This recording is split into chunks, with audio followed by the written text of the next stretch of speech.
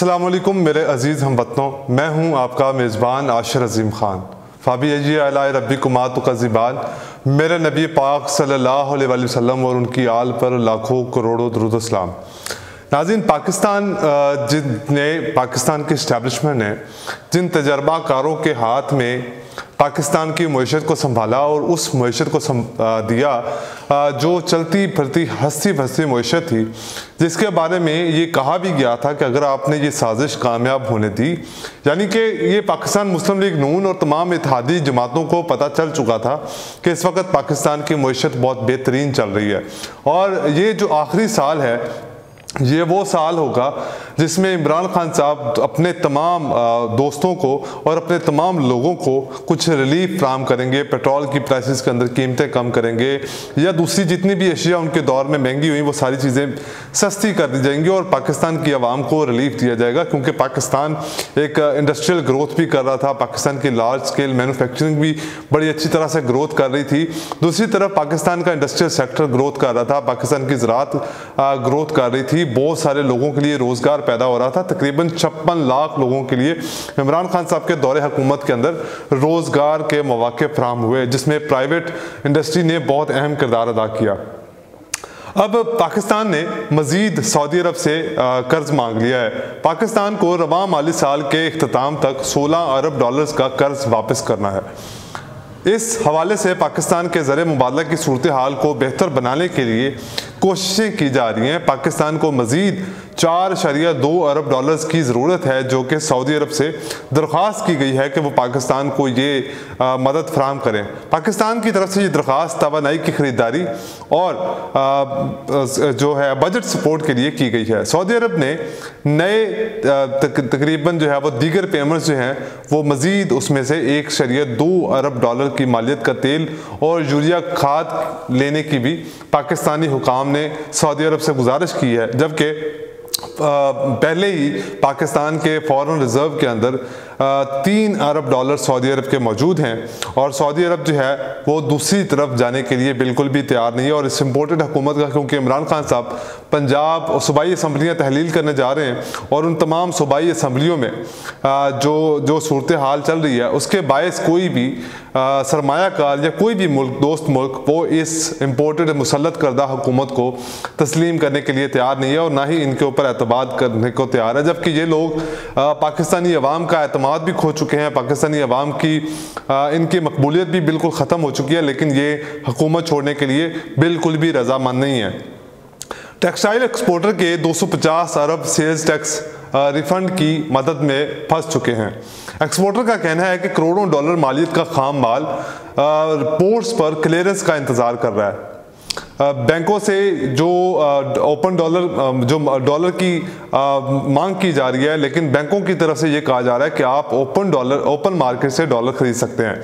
जबकि open market से dollar की खरीदो फरोख्त जो हो रही है वो गवर्नमेंट की रेट से तकरीबन 5, 7, 10 रुपए ऊपर है, जिसकी वजह से तमाम एक्सपोर्टर्स को ये फैसला कर चुके हैं कि पाकिस्तान के अंदर जितनी तमाम इंडस्ट्री है उसको फ़िलहाल बंद कर दिया जाए, जिससे पाकिस्तान को आने वाले दिनों में बहुत सारे मसाइल का सामना करना पड़ेगा। क्योंकि कुछ चीज़ें जो थी वो पाकिस्तान के अंदर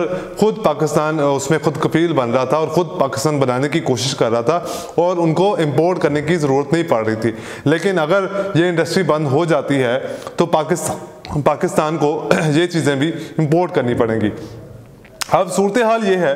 कि जिस शख्स ने पाकिस्तान की इकॉनमी को बेहतर किया और 17 साल बाद ऐसी ग्रोथ हुई, उस शख्स को पाकिस्तान के तमाम इदारे मिलकर और साबिका आर्मी चीफ मिलकर, क्योंकि साबिका आर्मी चीफ इस वक्त अपनी इमेज को बेहतर करने की कोशिश कर रहे हैं और डिफरेंट मुख्तलिफ तरह के लोगों को लॉन्च किया जा रहा है जो आकर इस बात की तरदीद करते हैं कि बाजवा साहब का इस जो अदम एतमाद वोट के अंदर कोई भी अहम किरदार नहीं था। जनरल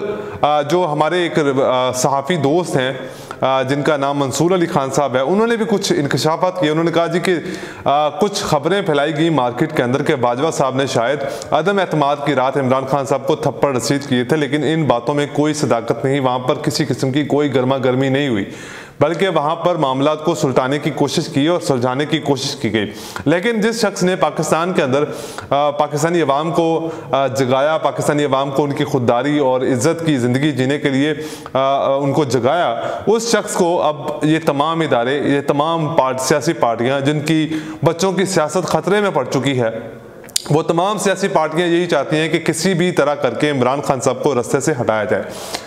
पूरी कोशिश करने के बावजूद इमरान खान के ऊपर 1 रुपए की भी करप्शन साबित नहीं हुई और सिर्फ एक केस मिल सका जो कि कानूनी तौर पर उसका हक था। वो घड़ी जो है वो उन्होंने लेकर वो बेच दी, जिसमें कहा यह भी जाता है कि शायद इमरान खान साहब को इस बात का मालूम भी नहीं था। कुछ उनके अपने दोस्तों ने, अपने अंदर के लोगों ने, यानी कि बुशरा बीबी ने वो घड़ियाँ फ़रोख्त करवाई जुल्फ़ी बुखारी की, और एक कॉल जो है ऑडियो लीक भी हुई है। उस ऑडियो लीक में भी ये साफ देखा जा सकता है कि जो है जुल्फ़ी बुखारी साहब जो है वो अपने मुर्शिद को किस तरह से ये कह रहे हैं कि ठीक है, आपके हुक्म पर ये घड़ियां बेच दी जाएंगी। अब इसके अलावा तो इस इम्पोर्टेंट हुकूमत के पास कुछ भी नहीं है जो कि कानूनी तौर पर घड़ियां बेची गई हैं, लेकिन हुकूमत जो है वो इसी केस से फ़ायदा उठाना चाहती है और इमरान खान साहब को नाअहल करवाना चाहती है। दूसरी तरफ अगर आप ये देखें तो इस इम्पोर्टेड हुकूमत के जितने भी लोग हैं, यानी कि शहबाज शरीफ साहब को पहले एनआरओ मिला, फिर नवाज शरीफ साहब रह गए हैं, अब बाकी तमाम, शाहिद खान नवासी को भी एनआरओ मिल चुका है, उसके बाद इसहाक डार साहब को एनआरओ मिल चुका है, उनके तमाम मुंजमद असासे जो हैं वो वापस बहाल कर दिए गए हैं। दूसरी तरफ जिस शख्स ने पाकिस्तान की अवाम में मकबूलियत हासिल की, जिसको पाकिस्तान की अवाम अपने मुल्क का वज़ीर आज़म देखना चाहती है, जिससे पूरी दुनिया अपने रवाबत कायम करना चाहती है, सिवाय उन मुल्कों के जो साजिश में मुलव्वस थे इमरान खान साहब को हटाने में, उन मुल्कों के अलावा जो है वो तमाम लोग इमरान खान की तरफ, हर सियासी मूव की तरफ देख रहे हैं कि वो क्या सियासी मूव इस वक्त इस्तेमाल करते हैं। सलमान शहबाज साहब इस वक्त पाकिस्तान में तशरीफ़ ला चुके होंगे, जब तक ये आप मेरा वीलॉग सुन रहे होंगे। उन्होंने सऊदी अरब के अंदर उम्रा की अदायगी की और कुछ वहाँ पर खड़े होकर प्रेस कॉन्फ्रेंस की और बातें की कि हमारे खिलाफ जो है, हमारी औरतों और बुजुर्गों को निशाना बनाया गया, उनके खिलाफ इंतकामी कार्रवाइयाँ की गई, जबकि हमारे ऊपर किसी भी किस्म के झूठे केसेस बनाकर हमें गिरफ्तार किया गया और हमारे घर की औरतों की इज्जत को पामाल किया गया। तो सवाल ये है कि अगर इस सलमान शहबाज साहब आपने भी मुल्क नहीं लूटा तो आप 4-4.5 साल से मुल्क से फरार क्यों थे? शहबाज शरीफ साहब ने मनी लॉन्ड्रिंग नहीं की तो वो फर्द जुर्म जो आयद होना थी वो रुक क्यों गई? उसके ऊपर केस को फैसला क्यों नहीं आने दिया गया? नवाज शरीफ साहब अगर इतने ईमानदार थे तो उनको मुल्क से फरार होने की क्या ज़रूरत थी? वो यहीं पर बैठकर पाकिस्तान की आवाम के सामने अपना केस लड़ते और पाकिस्तान की आवाम को बताते कि किस तरह से उनके साथ ज़्यादतियाँ हो रही हैं। अगर जनरल बाजवा ने पाकिस्तान की जो है वो पैसा नहीं लूटा तो फिर लूटा किसने है? क्या इन तमाम का तमाम जो है वो पाकिस्तान की आवाम लूट कर खा गई है, जिनके टैक्स के पैसे पर आप लोग एजेंसियाँ करते हैं, जिनको धोखा देकर आप लोग मुल्कों से कर्जा लेते हैं, तो फिर सारा पैसा जो है वो पाकिस्तान की आवाम खा गई है।